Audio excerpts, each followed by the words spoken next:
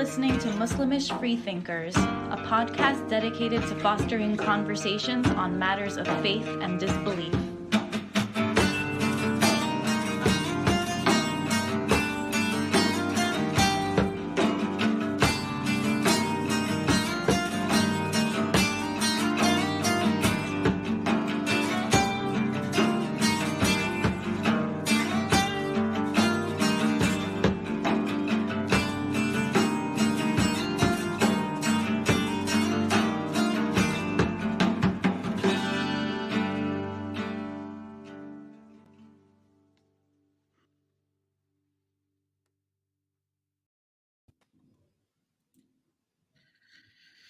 All right, let me switch the screen.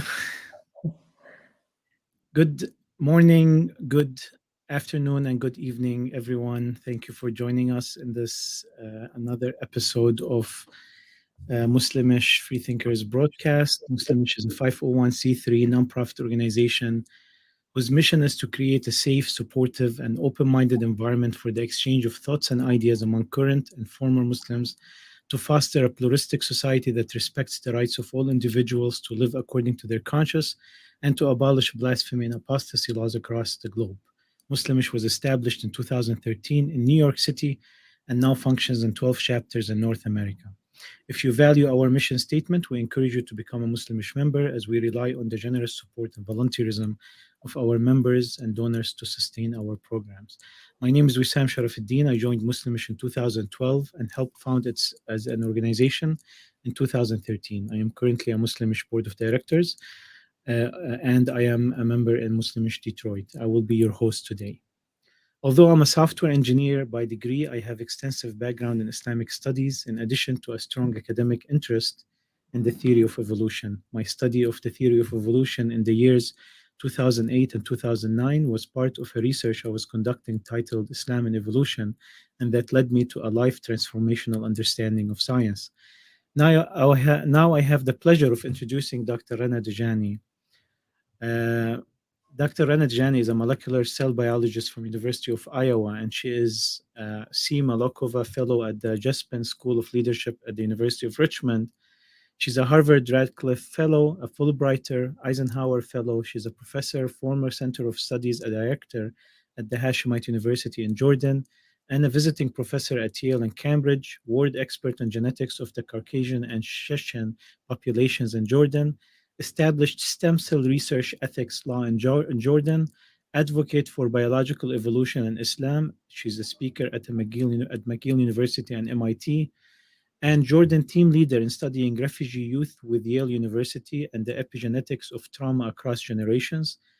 She's also a higher education reform expert, a member of UN Women Jordan Advisory Council, a writer in Science and Nature magazines, established a Women Mentor Network, and received Partnerships for Enhanced Engagement and Research Award 2014, organized the first Gender Summit for the Arab World in 2017, named one of the most influential women scientists in the Islamic world in 2012, and among 100 most influential Arab women in 2015, entered Women in Science Hall of Fame in 2015, and received King Hussein Cancer Institute for Cancer and Biotechnology Award 2009 and 2016. She also received the Global Changemaker Award for celebrating 70 years of the Fulbright program, and she is the president of the Society for Advancement of Science, Technology, and Innovation in the Arab world, named one of the women of influence in the Arab world in 2021 by Arabian Business Magazine. She's awarded numerous awards, among which is the Jordan Star of Science by His Majesty King Abdullah II, awarded University of Iowa College of Medicine Distinguished Alumni Award in 2018, named Higher Education Reform Expert EU Tempest Jordan. She is the founder of the Service Learning Center Hashemite University. She was a speaker at TEDx DETSI and TEDx PSUT. You can watch them on YouTube. And she was a speaker at World Islamic Economic Forum 2012 and World Science Forum 2015 and 2017. She received the Clinton Global Initiative 2010. She received the Synergios Arab World's Social Innovators 2009, Library of Congress Best Practices 2013, World Innovation Summit and Education Award 2014, King Hussein Medal of Honor 2014, Star Award 2015, among other very important awards and distinguishments. Dr. Rana, I am very impressed by also your humbleness and your continuous dedication to science. I almost see you on every other day on an interview, and you are very selfless in providing your time to spread education of science and empowerment of women and everything that is good in this world. So thank you very much. Thank you for inviting me to be here today. And actually, I'm always excited to meet new people and to listen to new ideas and different perspectives. So I'm learning as well. And it's my curiosity that gets the best of me. So please, for those who are listening, please write down your notes, your questions, your comments, your critiques. And if we don't, even if we don't have time today, email them to me and let's continue this conversation. Thank you. Dr. Dijani is a very hard worker. She's also, you're an inspiration in many different ways, one of which is that although your financial circumstances prevented you from getting to Cambridge University in your youth, you eventually managed to get there as an associate professor. And you are not only a scientist who deals with theory, you're an educator and social influencer. You step up to every possible situation where you can help and benefit, no matter who who are inviting you and how busy you are. This interview itself is a testimony of that. I thank you for making the process of setting it up so easy, and I thank you for your humbleness and selflessness in the service of science, education, and humanity.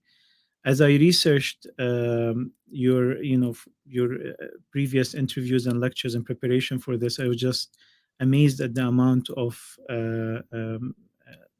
educating you have been doing all over the world. Sorry for the long introduction, but it is well deserved for you, Doctor. So welcome again to Muslimish Freethinkers broadcast. Before we get to the theory of evolution, I want to ask you about the importance of doubt and questioning in the process of reaching to the truth.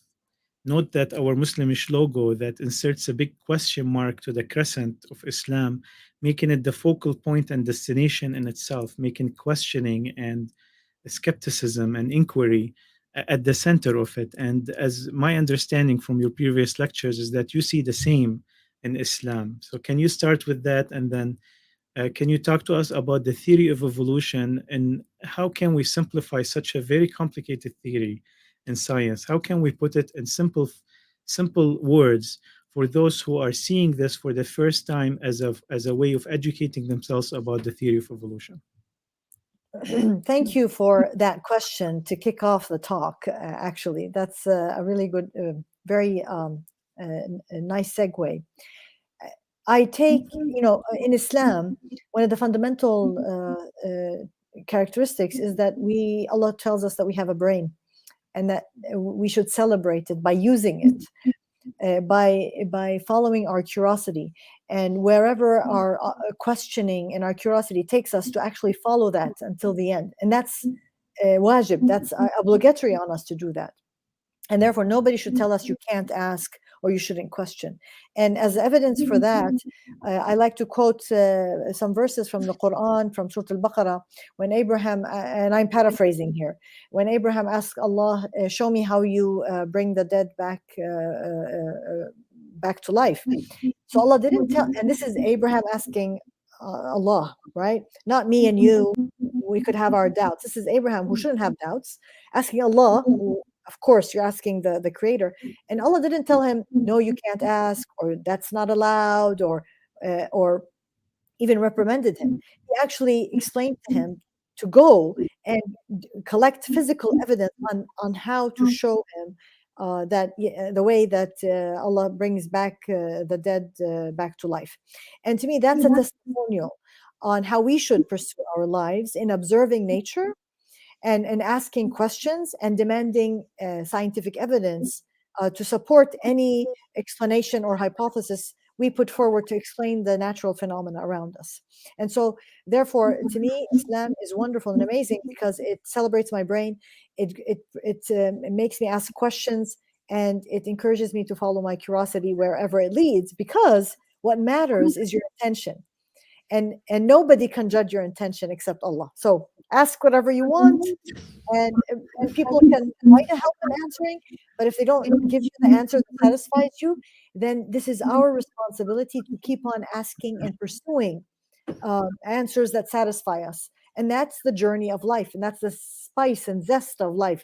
And that's why life is so wonderful and amazing, because it's a journey that never ends. Because with every new human being that's born on this earth, that human being is unique, and therefore we'll look at life in a whole different perspective, and attempt to understand it and explain it, and embark on that journey all over again.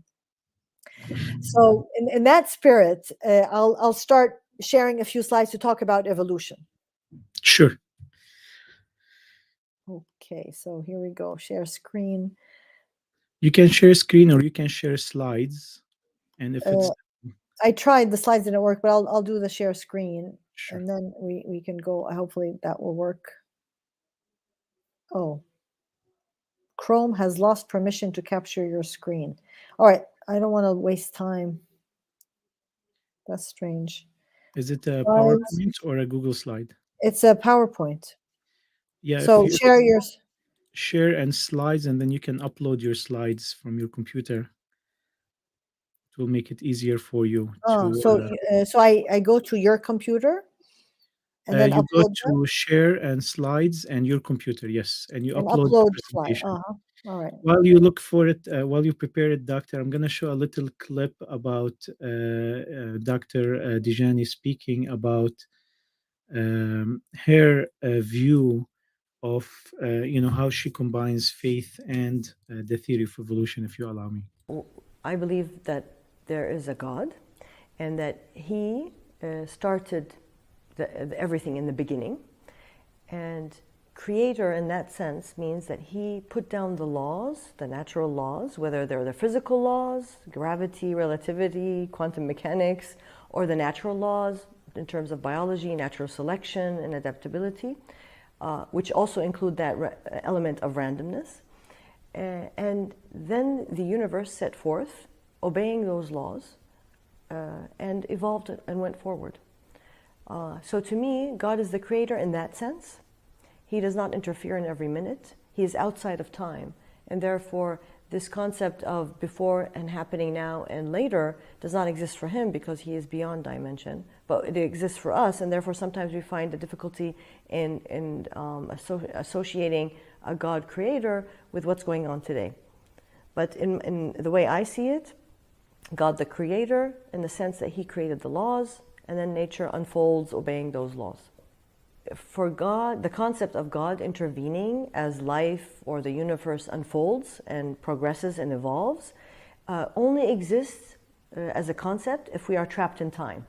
But if we can imagine that God is outside the dimensions of time, then He's never intervening in that sense, and He's always intervening as well, because He's outside of time. So within time, to me, He's not intervening because He's outside. So this was Dr. Dijani's view of theism in her sense. Professor, it's too big to upload? Yeah, so I will just explain a little bit about what evolution is, and then you can follow with all the questions and we'll have a conversation. Okay, great. So briefly, I mean, as human beings who has a brain, we are asked to observe, and this is what we do naturally, by the way, is that we look around us and we observe nature around us. And this is part of what makes us human, and this is how we survived, by observation and asking questions. And so some of us ask even more deeper questions, and those are the people who become the scientists, right? Who are not satisfied with a simple answer, but want to know more. And scientists come from every religion and every background, because again, that's a human trait. And what happened is that scientists, just as Darwin and other scientists before him, made the observation that there are so many diverse forms of life around us, from simple forms of single cells to plants, to fungi, to fish, to the different animals we see around us, to ourselves as organisms, living biological organisms. And so the question was, how did all these forms come to be? And evolution, as a theory, came as an explanation to explain the process, the mechanism by which all these diverse organisms came to be and are still changing and evolving according to that fundamental process or mechanism. Now, the process is called, the simple form of the process is the theory of evolution, and the simple form of it is natural selection. And the first person to really put it forth in this way that we know today was Charles Darwin, back in the 1800s. But before him, as any scientist, a scientist builds on the shoulders of other scientists before him. So there were rudimentary theories that pointed to things similar to evolution way in the past, even as early as the 7th century, when Al-Jahiz in his book Al-Hayawan wrote about different forms of life, trying to understand and explain how they all came to be, and many others after him, which you can read about in different books and articles. But fast forwarding back to Darwin, so what Darwin showed in his theory of evolution or natural selection is that there are a number of tenets. First, that if you take any population, and for this example, we could talk about a population of snails or a population of trees, olive trees, for example. There is slight variation between each member of that population, just like human beings. We're all humans, but we have slight variations amongst us. That slight variation comes because of the differences in our DNA, which springs from mutations that may become random because of the DNA copying itself, or from radiation in the environment. But we have variation that is based in our DNA. Now, if we are all living in the same environment, we're all living. However, if there's a change in the environment around us, say in the environment around the trees, for example, there's an increase in temperature, or there's a reduction in the amount of rain, some of those trees will not survive because they're too sensitive because of their DNA. But some members of this population of trees will survive, right? Because they're slightly different in their DNA. And because they survive the high temperature, for example, they will grow, they will reproduce, and they will produce seeds. These seeds carry that genetic mutation or change or trait that allowed these trees to survive the increase in temperature. So it's transmitted to the next generation. But it's not a random transmission, and it's not predictive, right? It already existed before the high temperature happened, but it was just naturally selected for. And so these trees eventually constitute the next generation, those who can survive high heat. So you're changing who are the members of this population. Now, next time after one generation, the environment changes again. And so maybe now it becomes less water.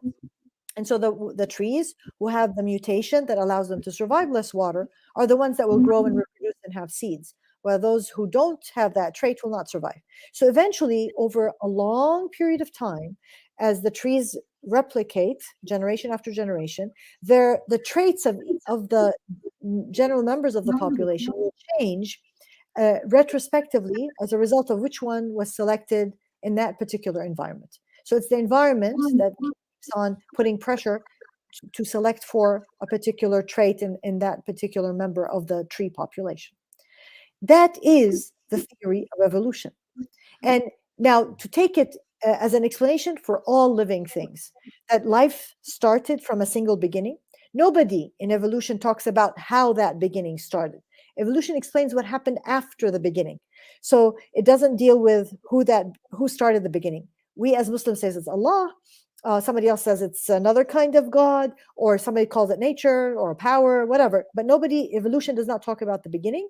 Evolution talks about the process of after the beginning happened, how from one single cell, many, many different kinds of organisms came to be, and we're still evolving, meaning we're still changing because the environment around us is changing, and therefore we will change accordingly. Of course, this is set on a scale of a humongous scale of time, of millions and almost billions of years. And that's why it was, this is what allowed, the extent of time is what allowed to have the diverse species that had existed in the past, that exist today, that may exist in the future. So this is the theory of evolution in a nutshell. And maybe the last thing I'm going to comment before I open it to questions is that, so as Muslims, again, our mandate is Islam is a religion that tells us how to live our lives. how to communicate and have relationships with our fellow human beings and the universe around us. So it gives us the moral and ethical guidelines, and it reminds us that we have a brain that we should use for the good of the people and to take care of Earth and the universe around us as a responsibility, not to abuse it. And so from that premise, Islam itself or the Quran itself is not a book of science where I'm going to find all the scientific theories. It's a book to encourage me to use my mind to make those discoveries. And that's an ongoing process because there's always going to be somebody thinking all the time. So if all the answers were there, then there would be no reason for life. So the answers are things we seek, and that's part of our journey, and that's part of why we live and the purpose of our life. And that's how I look at it. So I don't use Islam to explain nature. I use it to create a framework of how I should think about nature, and to help me ethically to deal with the discoveries that I make, to make ethical decisions on how to use the knowledge that we as scientists discover in making humans' lives better and the universe around us. Thank you, Doctor. Actually, in 2008, 2009, while I was doing my research on the theory of evolution, I found a clip for you. I think it was in Sharjah, speaking about this, and that actually helped me a lot because I was looking for a Muslim perspective or a Middle Eastern perspective from a credible scientist on the subject. So there's many people who are not credible who speak on the subject, but for a credible someone who's credible on the subject, and you conferring that the theory is pretty much a theory that is totally acceptable in science, and there's not much doubt about it or questioning about it, about its correctness was very powerful to me. Let me just fix my.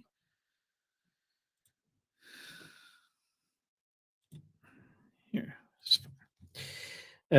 Doctor, so I want to ask you first that the personal question. You, as a Muslim who grew up in Jordan, for example, and you went to public to schools in Jordan. How did you yourself? How did you get to understand the theory of evolution? And was there like a reason or a moment of enlightenment where you like understood it and you realized it, and did it have an influence on you? Thank you for asking that question.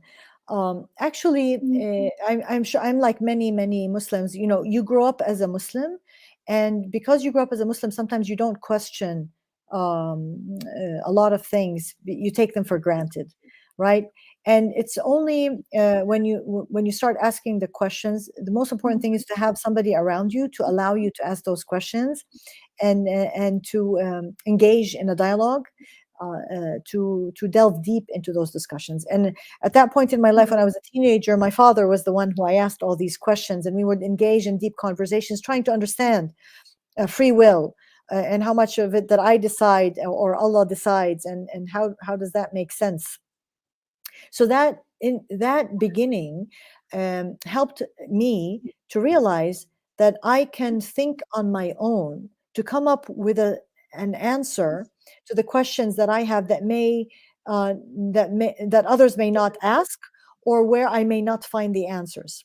So starting from that discussion about free will, when I encountered evolution as I was studying biology later, and trying to understand how does that fit into the world of Islam as I grew up knowing it, realizing that there was a kind of a clash, because we all grow up thinking that things that Allah created things instantaneously, and then reflecting on that, how does that make sense with the theory of evolution, which is already a proven theory, and with all the facts and evidence that we already know. And that can, that's anybody can read it in any biology book looking at the evidence for evolution.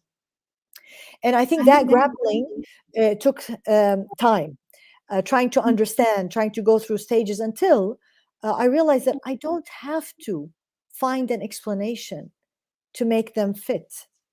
That's the wrong approach. And again, this comes from science. When you keep trying to answer the same question in the same way and you keep hitting a wall, you need to take a step back and shift your perspective and shift how you think of things.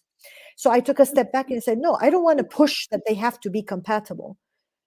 they are two different frameworks that exist together in harmony, and not I have to push them to fit each other. Islam tells me how to conduct my life, tells me to use my brain. Evolution is an explanation for a phenomena that came because I'm a scientist and I'm using my brain to explain that phenomena. So they're totally exclusive, and therefore they complement each other, and not one has to replace the other. And when I took that shift, suddenly everything became very clear and very easy and very simple. There was no more contradiction. And I could be a Muslim believing in Allah and the wonder and elegance of His creation, while at the same time pursuing my curiosity, asking questions, and being that scientist to come up with explanations to explain the natural phenomena around me. So it was a gradual process. But once that framework became clear, then everything clicked into place. And the reason I like to talk about this framework that I keep coming up with is that this is important, not just for evolution. Evolution is just an example of when we don't have the right framework, everything goes wrong. And so we need to take a step back and see this framework that comes from Islam. And I think my own, of course, this is my own analysis, is that the Islamic scholars in the past understood that framework very well. And that's why they were able to make all those scientific discoveries while being Muslim. But when we lost view of this framework, then we went back to the challenges between religion and science, which comes from other religions who don't have this beautiful separation of frameworks that complement each other rather than replacing each other. Mm-hmm. Do you recall a specific moment in your career that you all of a sudden realized the theory of evolution, or you understood it and you accepted it? I mean, so the time where it was all a discussion when I was in my bachelor's or my undergrad, it was always a discussion. I wrote a thesis. I remember a short thesis trying to explain the compatibility, but not to the degree of maturity that I had later. Now, I went and did my PhD in biology, which was pure science, and I wasn't thinking of any contradiction. But then when I came back to Jordan and this issue was brought up again, because when you're doing science purely, you're not thinking of any of this. But coming back to Jordan and people talking about this contradiction between Islam and evolution made me pause and reassess that old theory I had a long time ago, and develop it further, that this is a framework that's totally separate. And that gives me that freedom to be who I am as a human being, ethically, morally, but have the openness and freedom that comes from my religion to think outside the box. So it came later when I came back and became a professor at the university, thinking it through and then writing it down and going through different iterations. And these discussions are important because they help develop the different the iterations until I think what I have today, what I've written about, and there's a book forthcoming about the issue explaining this framework in more detail. And the reason like I said, I don't like to discuss evolution to create a controversy. I'm a scientist. I'm not an Islamic theologian, but I talk about my personal beliefs and how I look at the issue. And this framework, I think, can be used as a stencil for other issues where it appears we have a conflict when really we don't. We have a beautiful religion that calls us to use our brain and to be very open, and that's the fundamental thing that we need to hold on to and let ourselves free to discover the world. Yeah, that's amazing that you've mentioned previously that that historically we have not developed resistance to the theory of evolution. Actually, many of the Muslim scholars have said things that is in the flow of what became later the theory of evolution, and there was no controversy in their time by saying that. I will play this clip about Dr. Dijani explaining her view that Quran is not a book of science. I think that the notion that Quran is a book of science is a modern notion. Actually, it has developed in the previous 70 years. It's not does not have a long history in Islam. Islam was never presented, Quran was never presented as a book of science. And that I feel that it has created so much pressure and created that conflict and sometimes confrontation between Islam and science that is totally unnecessary, and actually it put so much pressure on the Quran that made it also to its disadvantage more than to its advantage. I will actually not show this clip and saving time because you already mentioned the concept, Doctor. But I will go to a question by John, who has a question he's going to be asking live. And thank you, John, for joining us. I think you're muted.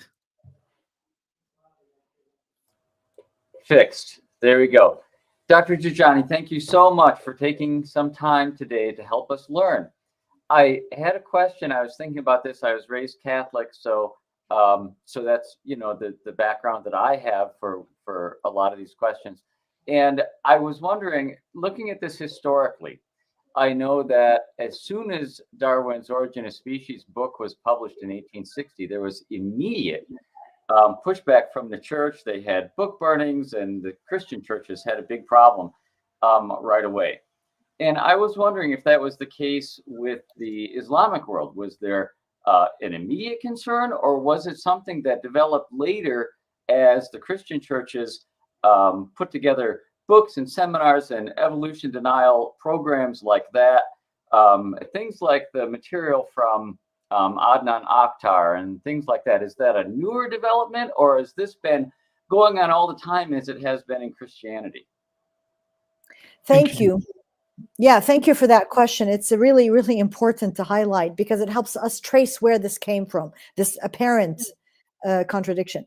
So actually, as was mentioned earlier, throughout the Islamic civilization history, and I like to say Islamic civilization because within it, there were scientists from every religion. There were Christian scientists, there were Jewish scientists, and there were Muslim scientists. And what mattered is that we all had this freedom under the Islamic civilization, under that framework that I mentioned of freedom of thought and questioning and curiosity. And within those over 1,400 years, there were scientists who started talking about rudimentary theories that were similar to evolution. And they're all outlined in many books now today. These are coming to light and people are documenting them and translating them from Arabic into English. So the theory, nobody challenged those scholars in the past from the 7th century onward that this contradicts religion. It was just taken, you're a scientist, you explore science, you come up with explanations, and that's fine. Now, when Darwin came with his Origin of the Species, which kind of really where the theory was mature and well, let's say, documented and written with evidence, of course, for the Christian religion, and again, I'm not the authority on Christianity, I'm just quoting what's written in the textbooks, and you just said it yourself, that there was a huge opposition because to them, this contradicted the Bible. Literally, because it was taken literally in terms of time and how old the earth is, etc. And so to them, if this contradicts the Bible, then it contradicts God who created the Bible. And so that was that made Darwin an atheist, right? Because if he believed in this, then he didn't believe in the Bible, then he didn't believe in God who created the Bible. Now, in Islam, it was a different situation. First of all, it took time for Darwin's book to be translated into Arabic, and it wasn't translated till early in the 20th century. But before that, bits and pieces of Darwin's work reached the Islamic world, the Arab-speaking Islamic world, and there were scholars like Al-Jisr, who lived in Lebanon in the late 19th century, who read Darwin's theory and wrote a whole treatise commenting on it without taking it as something that's wrong or against Islam or against even like an atheistic. To him, it was another explanation of nature, and he took it into stride. So there was no opposition at all from the Islamic world. Now, also one has to take into note that during the late 19th century, early 20th century, the Islamic world was on the decline. Both from an education point of view, from a scientific point of view. We were at the end of a civilization, as any civilization goes up and down, and we were at the end of it. So we didn't have enough scientists either, by the way, right? And therefore, Islamic scholars, other than Al-Jisr, who was a prominent scholar and took the position, there were others who were not so educated as Al-Jisr. And what they heard is that the Christians were against Darwin. And the Christians were claiming Darwin was an atheist, right? And so if Muslims didn't have any knowledge to rely on from their own scientists, and they said, and this is my explanation, that if the Christians are the people of the book like us, and if they say Darwin is an atheist, then they're probably right, and we share that same concept about the book, then he's probably an atheist. And not only that, Darwin was used by colonial powers to verify colonizing, imperialism, and taking advantage of social evolution, that some were better than others, which is not what Darwin talked about at all. He was taken out of context and used and misused. And so that fueled more of the opposition towards Darwin. Oh, so he's the reason, we're being colonized and all that. So a combination of those. And there are many stories where even at American University of Beirut today was a missionary school back in 19th century, and they had invited a scientist from the U.S. who gave a talk which was supportive of Darwin. He was immediately kicked out of that university and went back because it was against Christian. At the same time, when Al-Jisr was supporting Darwin, and Al-Jisr was the Muslim. So in Islam, there was never a problem. It was with ignorance of science in the Islamic world that they relied on the Christian viewpoint and adopted it. And that's when the problems happened. This was not a problem with Islam. It was a problem with Christianity, but we adopted it and then took advantage of it. Now, the reason it wasn't fixed is because now we're taking time for scientists who are Muslim to come back, and that's slowly increasing.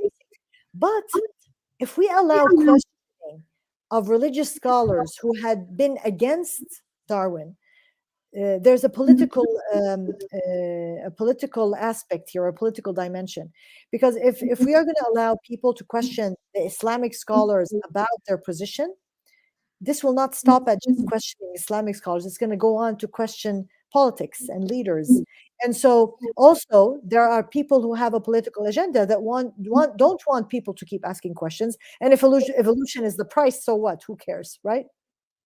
And so all these factors together added to this apparent contradiction between Islam and evolution, which unfortunately has spread and has become something that people think is true when it really is not true. It's a myth. And that's why I talk about evolution.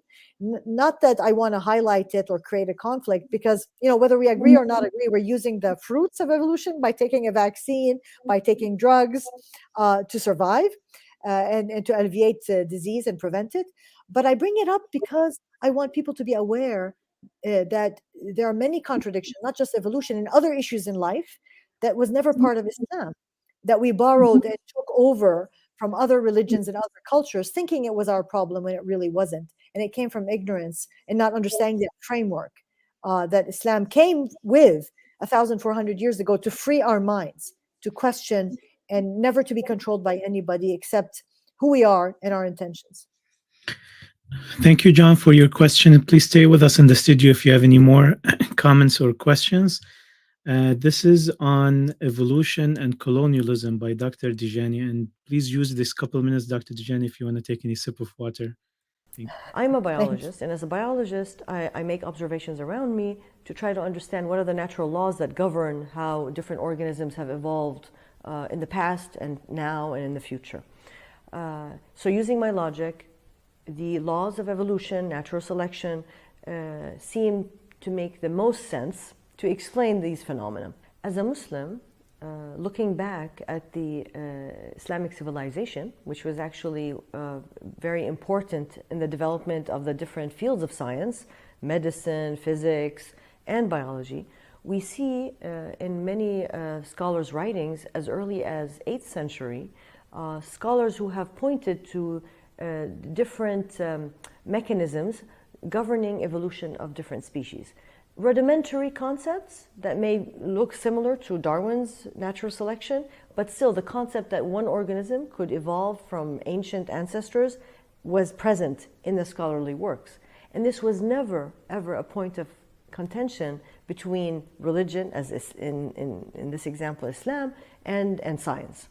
And these scholars actually evolved, and so we have 8th century Jahil, we have 10th century Ikhwan al-Safa, we even have al-Razi as in the 12th century. And all these scholars pointed to different concepts that are similar to evolution. And there was never a contention. And then Darwin came along, and the apparent contradiction between Islam as a religion and science as a concept only appeared in the early 20th century. And this came because there's multiple reasons, but one of the most important reasons is, first, it was the demise of the Islamic civilization, so people were less educated and there was a lot of ignorance. But more importantly, colonialism was rampant. And with colonialism, people used Darwin and social Darwinism as an excuse for colonizing and racism and imperialism. And so in the psychology of the people who were colonized, there was an association between Darwin and colonizing and oppression, and with ignorance and not having enough scientists in the 20th century in the Islamic world, there became this kind of like contention between evolution and Islam. Although in our history it never existed.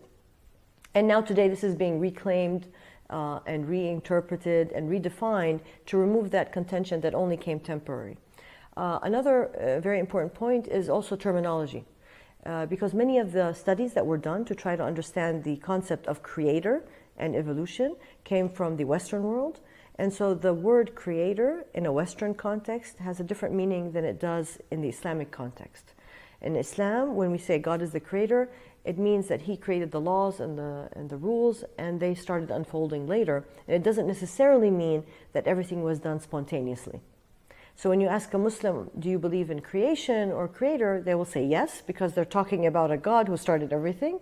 But in a Western context, if you ask, do you believe in God as a creator, it assumes that he is intervening at every minute, creating something spontaneously.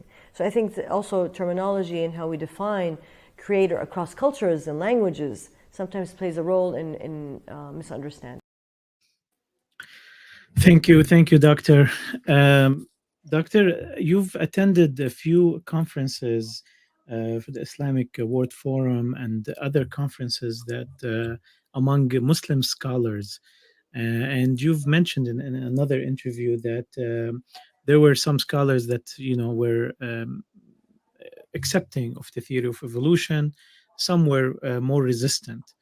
I wanted to speak a little bit about your struggle within such environments, trying to convey the opinion of science to Muslim scholars. What are the obstacles that you usually face, and do you face less obstacles than you expect? Do you feel it is actually promising? And in contrast, for example, to the Catholic Church, for example, who have a very strong science department, as you know. A lot of science research has come from the Catholic Church and a lot of Nobel Prizes. And in 2008, they have deemed the theory of evolution as compatible with the Bible, although they did not offer Darwin an apology, but they accepted officially the theory of evolution. Do you think that we will get to a point in Islam where they accept officially, like Al-Azhar or other Islamic authorities will accept the theory of evolution? I do not agree to the way we are comparing Christianity and Islam, because there's a fundamental difference between Christianity and Islam, is that in Islam there's no pope. There is no one authority. Even Al-Azhar, it's not an authority for any Muslim, by the way. They produce a verdict, but nobody's compelled to follow it. And that's the beauty of Islam. It is between you and your God. You can ask opinions, you can get knowledge and resources, but ultimately it's between you and God, and you will only be judged by your intention. And nobody is allowed to judge your intention except Allah. Those two tenets allow freedom and license for every human being, and not to allow anybody to control you.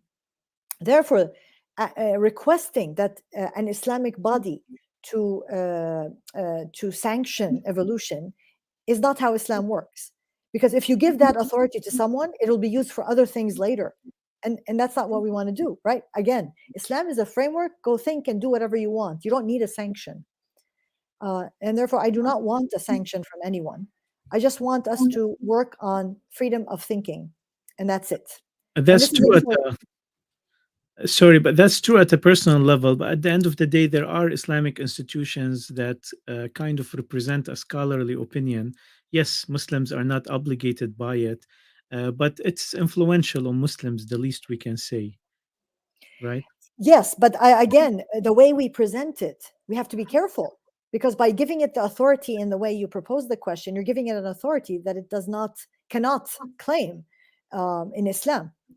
Now, changing the general opinion, right, by explaining what evolution is and what is the stand of Islam, again, in how I deal with this, to answer your question in the way I would like to answer it, is that I engage with anyone who's interested to engage with me to ask a scientific question about evolution, and I'm ready to explain it, and I'm ready to listen to anybody who has an opposing opinion, and to understand and listen to the line of logic behind it. So I do not refuse. That's my policy. And again, I draw that from Islam. Islam celebrates multiple opinions, and it celebrates diversity, which is fundamental to evolution, right? To have a diverse opinion. And I celebrate it as well. So I listen. I'm never aggressive, and I say I don't want to listen. I listen. But I ask for evidence, right? Again, I invoke religion, and I want evidence for this line of logic. And I respectively disagree when somebody tries to explain a logic that does not make sense to me. Okay. And then I say, I respectfully disagree, but then I say, if I do not agree with what you're saying as an explanation for the diversity of species, and I'm satisfied with my explanation. However, you, on the other hand, whoever that other side is, if you're not satisfied with natural selection and evolution to explain the phenomena, right, then let's explore other ways. And if you think Darwin's explanation is not enough, it's not enough for you to reject it. You have to do the homework. You have to do your work to come up with a solution that explains it. So by that way, I open the door rather than closing the door, and I say, go explore, go think. But you have to be a scientist. You can't explore just by reading a book. You can't explore trying to explain this natural phenomena of nature, of this diversity, these different organisms, without studying them. Meaning you can't do it just by being an Islamic scholar. You have to go and become a scientist and do your homework. So you can't just say, I don't like it. You have to do your work. And that's where that's an invitation for people to go beyond. And again, this is Islam again. I invoke Islam. Islam says you can't just talk without evidence. You can't talk without doing the work. And then I offer a way to do this, right? And what I offer is that for those where they feel there's a contradiction and they can't find that compatibility, let's sit together and have discussions to try to understand these phenomena. And these discussions can't be one-sided. Again, it has to be bringing in everyone who is an expert in the field to explain the field to each other. Today, no one can know everything. I myself, I don't understand Islamic theology to become an expert. I can talk only about evolution and biology. But I will sit with the Islamic theologian and explain to him the biology. And I'll ask him to explain to me his point of view or her point of view. And then we sit together to find a solution together. And this is how we should go forward, rather than taking opposite sides and just for the discussion. That's why I do not go into debates, because I feel there's no reason for it. You only go into a discussion if you're willing to listen to the other side. Right. And I add to this, as a scientist, when we and for anybody who comes upon a topic that they feel that there's a contradiction, first of all, to remember that science is changing all the time, right? Because we learn, we get new tools, we think of new ways of thinking. So science is always evolving and changing, and therefore today natural selection is the best explanation we have for the diversity of organisms. But as scientists, we're always skeptical. We're always doubtful. But we use the scientific method in our brain to keep on questioning and digging deeper. Okay? So we keep that in mind. Now, as tools advance, we're ready, we're open to listen, to think, to find other explanations. And we also need to remember also and be humble. Sometimes humans are arrogant, and Islam reminds us not to be arrogant, right? Or it always reminds humans, especially, not to be arrogant. Is that we are also limited by our biology in comprehending the world around us. Because our brains, we live in a three-dimensional world with time as a fourth dimension. But we know from theory in physics that there are actually 11 dimensions. Can we experience them? We can't. We know we can prove them on paper in proofs and calculations, but we can't experience them. And therefore, also acknowledging our limitations within our comprehension is very important. And the last thing I'm going to talk about this is, and that's why we need to keep on engaging, talking to each other, explaining the different aspects and knowledge from different fields, and for this to be a continuous conversation. And there's no final verdict. We keep on engaging and talking because, again, it's back to that journey of questioning and asking going forward. So the title of this program, The Final Verdict, you oppose the title itself. And I know you will oppose it because after I listened to your lectures, I know that this is not your style of having any final verdict. And scientifically speaking, we're always in a path of skepticism. There's never a final verdict in science. Unfortunately, actually, do you mind? I just want to add one thing. Sure. There's no final verdict either in the explanation of the Quran, because the Quran is explained by humans. And just like science, every new human can see something different. The environment is changing, and the way people interpret it will change depending on the environment. And we may have an explanation, and humans can err. But we learn, and we're humble, and we keep on learning from each other. And that's the beauty of Islam, which is ijtihad and qiyas, to adapt, to make sure that Islam is for every time and place, because of that beautiful, unique diversity and openness and trust in how we think and in each other. Thank you, Doctor. Wafa Sawalmi, you said there's an echo. Is there an echo in my voice, Doctor? Is it clear? No, I heard an echo for mine a little bit. Okay. Suhan, is the voice good? Give me a thumbs up. Okay. Wafa, it seems from your end, so please try to just refresh your page. We have a question from Hassan Daher. He says, greetings, I believe in evolution and I am an atheist. I want to say that it's an arrogant thing to say that evolution isn't true while you forget about the DNA relations. What do you say about that? Yeah, I mean, I agree with you. Evolution explains how we came to be, explains the process. And the fact that we've discovered DNA as our genetic material, and the similarity between all species in the past and in the future and now, that we all have the same DNA. The difference between one species and another is small, and there's so much redundancy and so much conservation, and the different genes and proteins and enzymes that we share with other species, that speaks to evolution as an elegant, beautiful explanation of how all these species came about. Of course, is a testimony, and people who deny that just don't understand the biology. They haven't done their homework, right? They haven't studied the biology. And that's why we should never, even in Islam, it says, don't talk about something unless you've done your homework. Go check your resources. Go make sure you've said everything right before you come and say something. And that's fundamentally on how we should do it. So, yes. And today with the internet, we should have enough resources to make really an educated guess about this. And moving towards the subject of education about evolution, Doctor. First, we're going to talk about what's the theory of evolution is not a simple theory. I'm an engineer in training.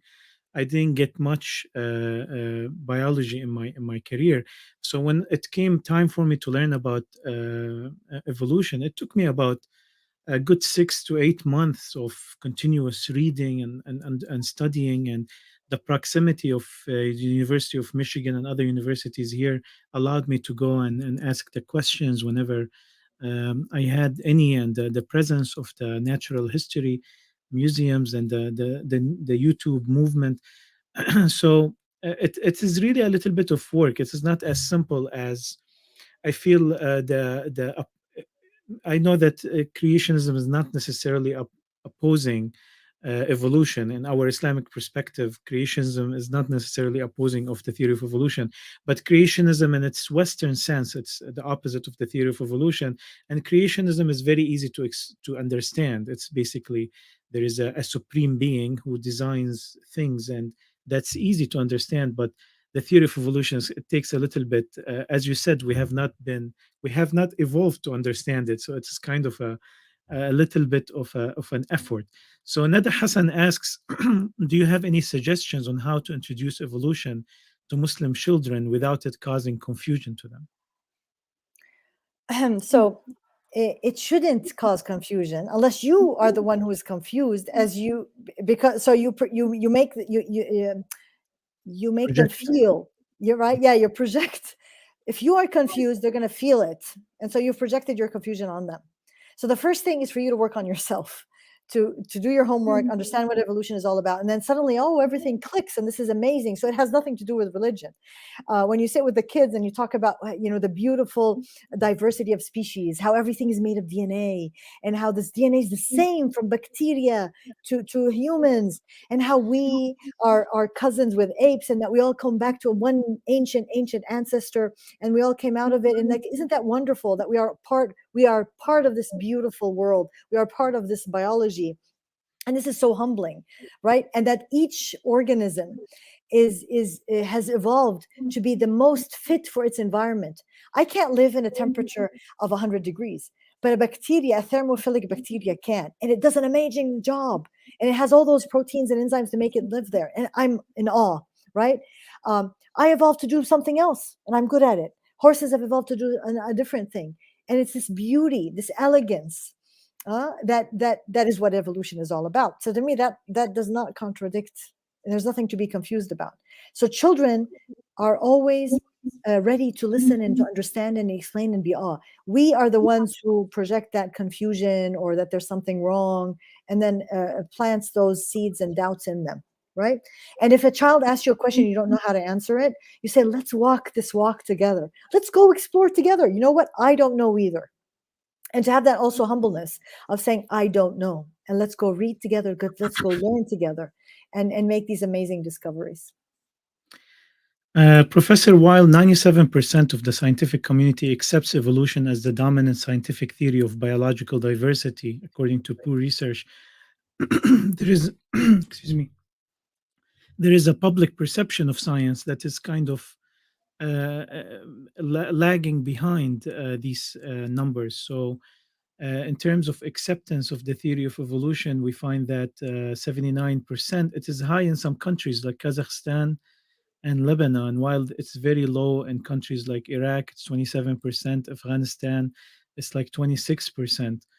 In terms of teaching evolution in the Islamic world, and that's an area of your expertise and your concern, is that where the theory of evolution is being betrayed, sort of, by not being taught properly or being dismissed due to religious sensitivities?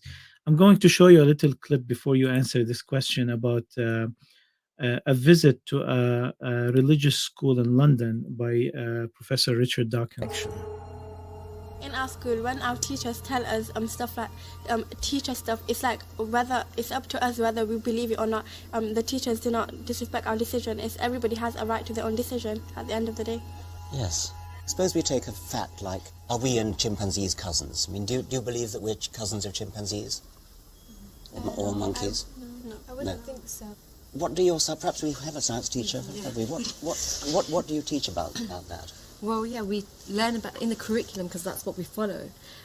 We teach them the theory of evolution, but then I do tell them we in Islam our opinion about it, and the girls also have their own opinion and ask questions. So, Miss, do we really come from chimpanzees? But they all have their own opinions for that, and then come to their own decision, which every single one of them realise that actually we didn't, because we believe differently. Every single one of them comes to the conclusion that we did not evolve. Yeah. Everybody in your science class, everybody in the school comes to that conclusion. Well, in my class, yes, they did. How many is that? I mean, Well, I teach 60 year 10 students, so Right. 60 of them. and all 60 of them end up rejecting evolution. Yes, because obviously they have their beliefs, which is Islam. Yeah, about evolution. Evolution is that human evolved from apes and stuff. But if there are still apes here, then how did human evolve from apes? This is the commonest question I ever get. What's the answer of your science teacher to that? But I wanted to point the question to you because I wanted to know your opinion. Well, I'm going to give you the answer, but we've been told that your science teacher teaches the theory of evolution. I'm interested to know. That's exactly what we teach them, that humans evolved from apes. Yeah. And through natural selection, we became humans. But her question is, why are there still apes? Well, I'll tell you why there are still apes. Firstly, we are not just evolved from apes, we are apes. And when animals evolve from other animals, it's not that they supersede them. It's not that we've evolved from chimpanzees. Chimpanzees and we have evolved from a shared ancestor who lived about 6 million years ago and who was neither a human nor a chimpanzee. Professor, you teach in your classroom, you say that students, they start with some hostility to the idea, and by the end of the class, the majority usually accept it, although sometimes it is they have challenges with the human aspect of evolution. So what's your comment on that? Well, first of all, and I want to comment on this whole section that you put for Dawkins. Actually, again, as educators, what is the premise that we go and talk to people? Is it because we want to educate them, or do we want to showcase a controversy? And I think that's a very fundamental question as educators, how we approach things. At heart, as an educator, we should always be looking how to help people understand more rather than to highlight ignorance. And I think, so that's my first comment. My second comment is all the data you shared about lack of acceptance, although, I mean, it's not about accepting, it's a fact. You don't accept facts, they're facts.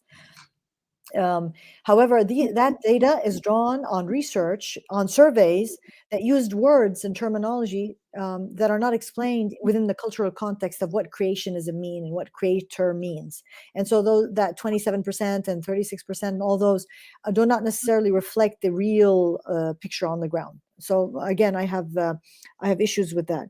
Lastly, the reason, and we've done our own research, which we're publishing now, that why do teachers do not teach evolution, or if they do, they don't do it in the right way, as you saw from the example in the video, is because of lack of ignorance. They don't know what to say, and they're ignorant. So it's not that they are against it after understanding it. It's a lack of understanding. And I think it's important to tease open what the problem is so that one can look for solutions rather than just highlighting problems. I'm a problem solver. And I like to look for solutions and how to go forward. Lastly, what I want to say is as a result of the data that you shared and these simplistic questions, rather than digging deep to understand what the core of the problem is, results in jumping to conclusions and giving blanket statements about evolution in the Islamic world, or accepting of evolution in the Islamic world, that doesn't really dig to the complexity. And again, I urge you to look at the research that's going to come out soon, published, showing that the teachers in Jordan, that most of the reason they do not teach evolution is because they don't really understand it, not because of religion. So when you don't understand something, you kind of shy away from it. And it was obvious from the way they were saying that we come from apes, when that is not the case. We and apes are cousins. And again, that speaks to a challenge with arrogance of humans more than anything else about what's the problem with being a cousin with an ape, right?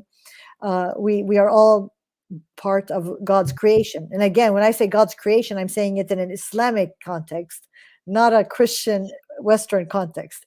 And so when I say it, Somebody could tick me off as somebody who does not believe in evolution. When I'm saying it with all understanding of the process of evolution, when I say God created it, I meant he was the beginning, put all the laws, and then the laws unfolded and went forward. And I think when you explain it that way, people will understand it and accept it, because they understand that does not have any contradiction with having a creator.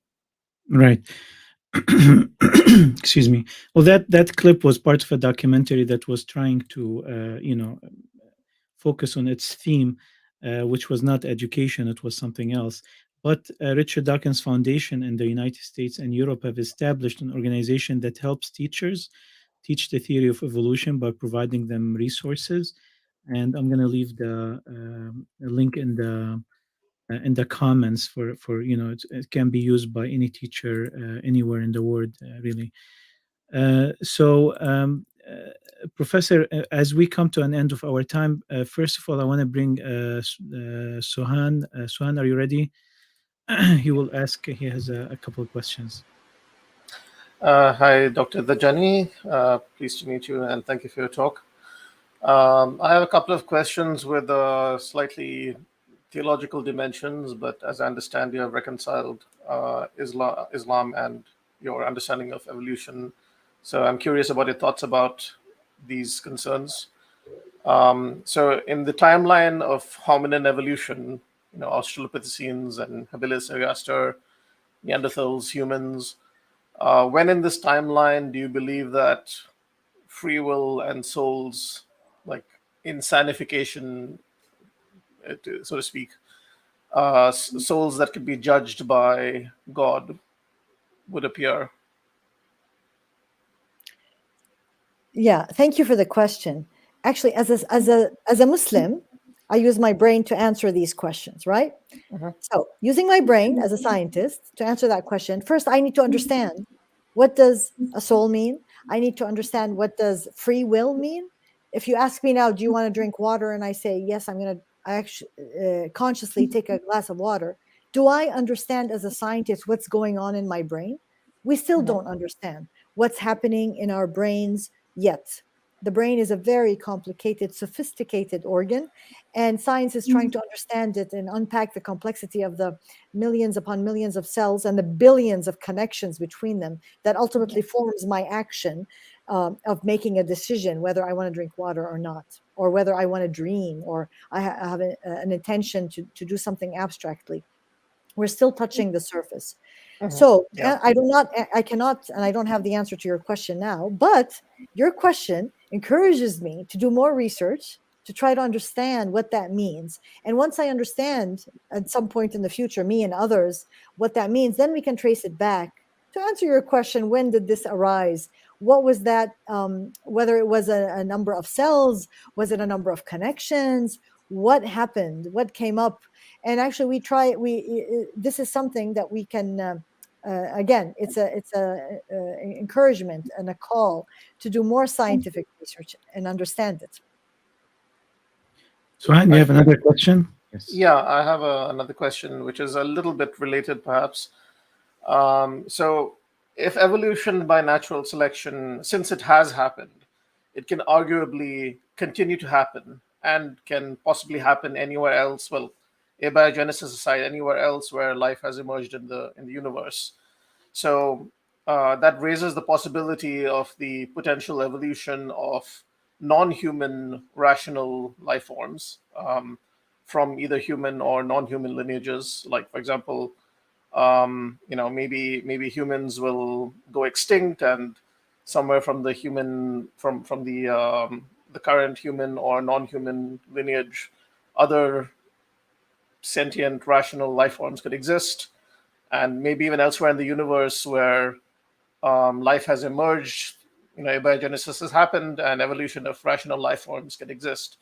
So I'm just wondering, how do you reconcile that with the Earth-centric, human-centric, that concept of Islam as apparently like Earth-centric and and human-centric, and how does that work with, the afterlife, the judgment. If humans go extinct and there are other non-human rational life forms, how does that work with the day of judgment and the afterlife, do you think? So two points to answer or to reflect upon your question, not to answer, to reflect. One is that there's no problem in humans continuing to evolve. Again, this is going to take a long time, and you need to separate, to have isolation and things like that that do not appear are going to happen within our conscious lifetime, us or the future generations. Evolution takes a long time. Okay, so yeah, in principle, it's happening. We see it in front of us with the viruses. That's how your coronavirus is getting all these different variants. So it does happen. You won't see it at the scale of a human being within our lifetime, conscious lifetime. However, it is happening, and that to me has nothing to do with the way Islam is or contradicts it. Islam gives me the ethical framework of what to do now. That's it. And if I continue to evolve, that no problem. Or another species or another whole life form comes out, that's fine. That has nothing to do with it. The other point is I disagree with you about this human-centric, earth-centric. I don't think Islam is human-centric, earth-centric.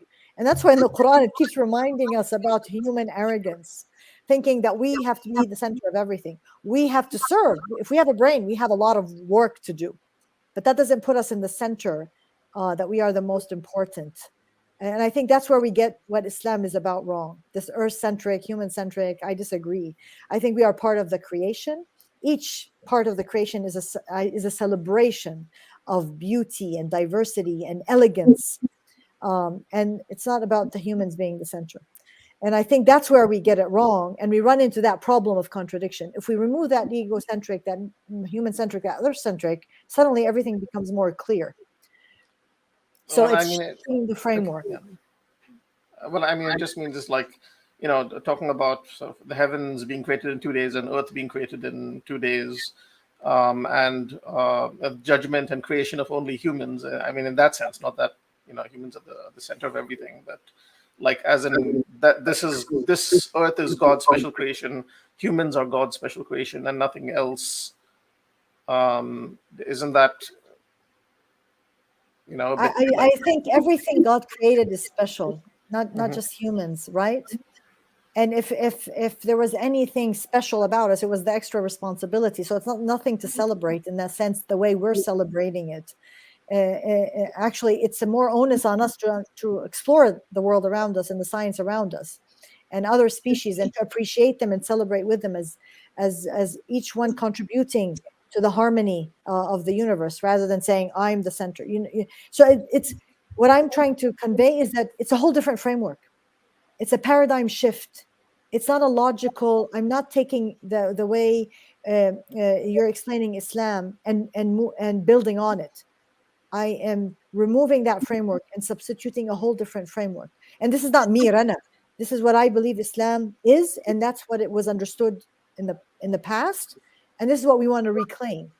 And again, it's like, it's multiple perspectives. And usually with my students, I give them a picture. You may have seen it in some of my lectures. I give them a picture of an old young woman, the optical illusion. And I say how, in half my class, I give them, before they see the optical illusion, I give them a picture of a young woman. And the other half, I give them a picture of an old woman. And I condition them, so to speak, for 1 minute. And this is from Stephen Convoy's book, 7 Habits of Successful People. I just adapted it to use in my course. So by 1 minute of conditioning, my students come back to see the optical illusion. They cannot see if I gave them the young woman, they cannot see the old woman till after 10 minutes or so. And vice versa, if I gave them the old woman, it takes them 10 minutes to see the young. So similarly, we grow up on a particular understanding of Islam. I grew up the same way. And then when you don't see another way to explain the world, and it takes time to readjust your perspective, to see from a whole different perspective. And that's why we can widen that perspective. We can widen our imagination, see things differently, and uncover a whole new world that has no contradiction with Islam. It's by widening how we understand Islam. And that's what I try to do when I encourage reading, when I encourage discussion, so that we can try to see each other's perspective. And that's why I try to always be humble and listen and say, maybe I'm not seeing something that somebody else is seeing. And I want to learn that. And that's why I like to engage and listen to other conversations. If I'm not convinced, then, or that other person's not convinced, I say we have to do our homework. If we are not satisfied, the onus is on each one of us to go search for more, rather than spending time to convince the other person. I never try to convince anyone, right? If somebody is not convinced, then it's up to them. Either they're comfortable, or if not, they have a lot of work to do. Thank you, and Doctor. that's how I leave the discussion. Thank you, Doctor. Thank you, Sohan. I have a comment from Dr. Ronald Stockton. The statement that God created the world and then allowed the rules to work themselves out. I hope I captured her point correctly. This sounds very similar to what many of the American founders believed. They were called deists. God exists, but then stepped back and left us in charge. Is this an appropriate comparison? Thanks. Okay, so I'm not an expert on deists or founders, and so I don't want to say yes, because maybe there are other connotations to those terms. I'm always very careful with terminology, and so I cannot. I'm not going to comment. I said what I said, and that's what I stand by. Now, whatever it looks like, or you want to compare it with something else, that's fine. But I cannot comment because I don't have the knowledge, and I'm always humble to say what I don't know. I don't know. And I'm going to go look it up now. Thank you, so I can comment on it next time. Thank you, Doctor. We have a question by Hiba, which I'm going to ask in a second. I want to comment on something that you said in another interview. And by the way, guys, there's tons of interviews for Dr. Rana Dijani everywhere. And before I ask you actually this question, I wanted to ask you about the New York University of Abu Dhabi conference that you attended. And they had a symposium on evolution and Islam with a group of scholars. You were one of them. What was your impression of this symposium? Was it representative of the scientific community? Pretty much, I felt that they're trying to push different opinions but they ignored that they're not prominent within the scientific community. Sorry, but I do not recall. Is it NYU Abu Dhabi? Yes. They had a evolution, or was this American University of Sharqa? Either one. I think you attended one with a group of speakers, and the subject was evolution and Islam, or science and Islam. I believe. Yeah, I do not remember. I like you said, I've attended so many, so I have to. Like, what year was that? So I can answer you. Sure. Let me ask you a general question. Do you feel that there is an effort by universities within the Middle East or the Muslim world, because Muslimish is focused on the Muslim world and us? Do you feel that there is a sincere effort in explaining science, or do you feel it's a little bit defensive? I mean, I think people are always hesitant from what they don't know. And this is a human trait. Let's not just blame Muslims, anyone around the world. If there's something you don't really understand, you're always kind of hesitant and you'd rather play it safe. And we also know from science that some people are more comfortable with ambiguity and others need closure. And it's those people who are comfortable with ambiguity who are willing to reach out and don't mind not knowing, versus those who like everything has to be very clear. And so from that as a human being, many Muslims are like that. So they'd rather avoid it and let's not have any controversy. And hence the defensiveness about this. And again, I want to invoke, I said that there are other agendas that can play out. If I encourage people to question evolution and religion and change frameworks of how we understand Islam, this means we will encourage more freedom of speech, more being more critical of those in power. It doesn't stop with questioning evolution and questioning religion. It's going to end up also questioning leadership and politics. And some people don't want that. And so they'll stop it at the level of religion and science for fear of where it will go. So again, there are other agendas at play. It's not as simple as one as it seems. And that would explain sometimes the lack of the discussion and how it is steered away. and how we don't want people to question. Let's just stick to what we have. But of course, we will never be able to proceed unless we have open discussions about everything. And evolution happens to be one of them. Right. We should not be afraid of the question. Professor, you said in one of the interviews, وَلَقَدْ خَلَقْنَا الْإِنسَانَ فِي أَحْسَنِ تَقْوِيمٍ, your interpretation, this verse from the Quran that says that we have created humans with the best of forms, or you have a different translation or interpretation of the word ahsan, which is, what is it? The most fit. The most fit. So that solves a lot of the problems, because I think one of the issues and one of the paradigm shifts is that our bodies are not in the best of forms, and our environment is not in the best of forms, and Earth is not in the best of forms, and the universe is not in the best of forms, and our brains and cognition is not in the best of forms. We have over 157 cognitive biases, so it's very rarely that we can make any good decision by ourselves. So that's a paradigm shift that seems to sometimes also resist the acceptance of the theory of evolution, is the misconception that we are in the best of forms and the supremacy of the human being.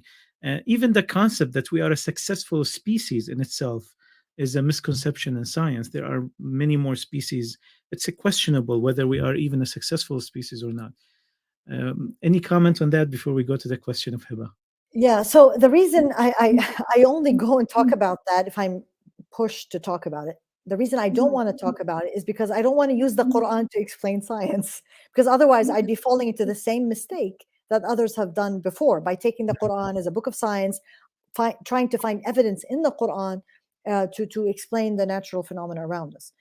Because today it may work, but tomorrow if science changes, then my explanation changed. So I wouldn't be doing any good service to Islam by making those interpretations. And that's why I don't do that. Now, when I'm pushed a lot and I say, all right, you keep telling me about al-insan, human is the best. Well, where did you get that? The verse, ahsani taqweem. What does ahsan mean? Again, I go back now to say that the interpretation of the Quran was done by humans. So it's not challenging Allah or the Quran or who. It's challenging, or not challenging even. It's about questioning and this is part of what Islam is, those who interpreted before us. They did their best depending on the context they lived in, the level of science they knew at that time. But now we have new science, so we can look at things with new knowledge and find a different interpretation. And the ones before us did a great job, and we can do a great job. And somebody is going to come after us and say we were wrong, and they're going to do another job. And that's okay. That's okay. So in that context, ahsan in Arabic, and then Arabic is such a rich language. Every term has multiple meanings, depending again on the context. So ahsan, in this context, I can see it means the most fit. And we use it in our in the colloquial language in Arabic when we say ahsan, that's the most fit for you. And doesn't necessarily have to be interpreted that's the best, meaning the pinnacle of perfection. As you said, because we're not perfect. And that creates a conundrum by itself, right? We're not perfect, but how are we perfect? How does that fit? Well, now it fits because we're not saying we're perfect. We're saying we are the most fit considering the circumstances. The circumstances change, our fitness changes. And so, in that way, we solve that problem of, yes, bacteria is ahsan, we are ahsan, and every organism is ahsan, the most fit for their environment. But again, I do not like to go into those conversations because they may lead into places that are not that may lead to a contradiction later on. But for this particular discussion, we can use it. And I want to emphasize one last thing, that by evolution does not question who started the whole world. Even read, those who disagree with Darwin, I asked them first thing, have you read Darwin's book, The Origin of the Species? And the 99.9 have not read his book. And they're only quoting what they've heard from somebody on somebody. And if you're a good Muslim, you don't do that. You go read the resource. You go read the origin. And then you come and talk and you do your homework. You should not speak without evidence. And yet everybody talks about Darwin without reading his book. And I think that is not right. And that and I remind everybody about that. So if you read the last paragraph of Darwin's book, Origin of Species, he talks about the beautiful world of amazing diversity, started from a beginning, that he assigns a power, a God, a power, and because he was a Christian, it didn't work. So they considered him an atheist. But in his heart, he believed there was a power that started it, and then evolution happened, which was the laws set forth by that power. We believe that power is Allah. And so by accepting evolution, if you want to use that word, that does not mean you're an atheist at all. And that's where Christianity considered it an atheism, when we in Islam don't. And so we don't have a problem. We're okay. So let's just open our minds and be accepting as Islam asks us to. There is no space in science for the denial of the theory of evolution. I mean, there are other concepts that a person can deny. There's some new controversial theories or concepts, but a theory such as evolution, very well established, and most of the natural sciences have been modeled on it. Even today's psychology is modeled, on evolutionary psychology is modeled on evolution. It's pretty much that all the fossils, tremendous amount of fossils all over the world, and all the discoveries of the various natural sciences have aligned and enforced the theory of evolution. Yes, it has tweaked it many times, and it has changed the timeline and the treeing, which the branching. A lot of anti-evolution scholars they get really excited about those discoveries, thinking of them as contradiction, but they're just tweaking and enhancing of such a large theory. I will end with this question, and maybe two questions, Doctor, in 2 minutes. Although you have answered this in a clip from the University of Sharjah, I memorize all your clips now. How does the story of the creation of Adam in the Quran not contradict with the theory of evolution? Again, I go back to the framework, right? First, the Quran is not an scientific explanation of the world. The Quran is how to live our lives. And therefore, the stories of the different prophets are for us to learn lessons, not to take them technically and say, oh, okay, he was created, which exact day, what exact year. No, these are stories to learn from how to live our lives. Okay, so that's it. Now, again, talking about creation, what does the word creation, khalq, back to terminology? Creation could have taken billions of years, millions of years. Why do we have a problem with khalq Adam, creation of Adam, and saying it has to be instantaneous, and therefore this is contradictory to evolution? But when Allah says khalq al-qamar or khalq al-nujum, nobody says, oh, that has to be instantaneous. And they agree with the theory of physics and gravity and Big Bang and the billions of years it took for it to happen, right? So again, why sometimes we use a term that in a one way, and then we use the same term in a different way? It's okay, fine. Somebody explained it that way, then I can also explain it in a different way, because we're humans, and we explain depending on the knowledge we have. And therefore, we don't want to be caught up that creation of Adam meant instantaneous. It could have been billions of years talking about evolution from one cell all the way, different branches, until we have Homo sapiens in the way we have it. Literally, what does that mean? Was there one person called Adam? Was it a group of people and Adam is a representative of it? I don't know. And frankly, it doesn't matter, because the Quran is not a book of science. It's a book to learn from Adam's story about how to make decisions, how to respect others, how to learn, how to express myself, and not about when exactly was he the first or the second, the third, beginning, who comes.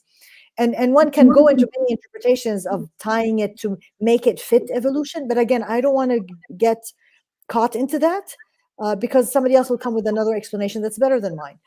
And again, back to the framework.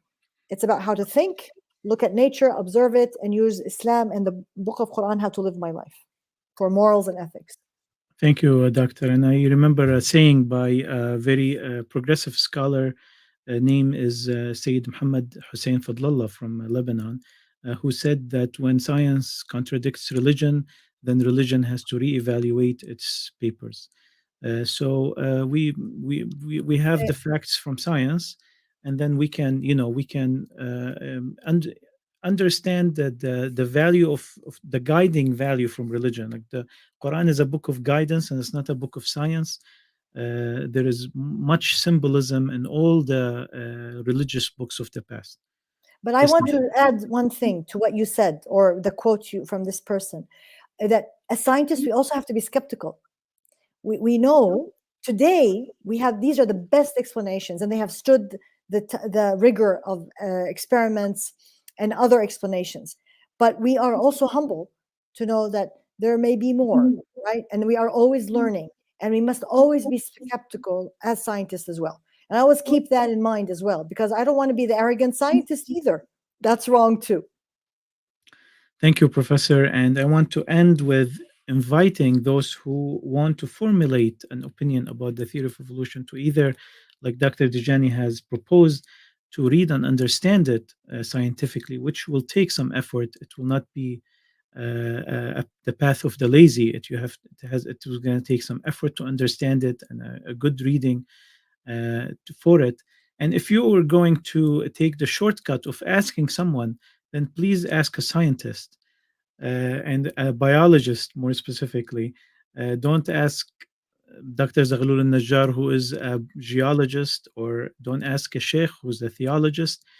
Dr. Rana Dijani is a biologist, and that's why we're asking her this question. And we invite you to ask her and those who are like her in her position. And thank you for all your service, Professor, and all your long path of education. I want to end by an invocation. Let us champion the values of intellectual bravery, perpetual curiosity, and hunger for truth. Let us honor scientific thinkers, not just in our laboratories, but in the practice of nurturing compassionate, egalitarian communities that value free inquiry. Let us work to grow our understanding of the interconnectedness of all life and expand our empathy and reach of our compassion. And let us take daring risks for a freer, fairer, and more joyful world. Thank you, Professor, and thanks everyone for joining us, and we'll see you in upcoming episodes of Muslimish Freethinkers. Good night. Thank you for listening to Muslimish Freethinkers. Do let us know what you think of this episode at facebook.com/Muslimish. Don't forget to visit us at muslimish.org.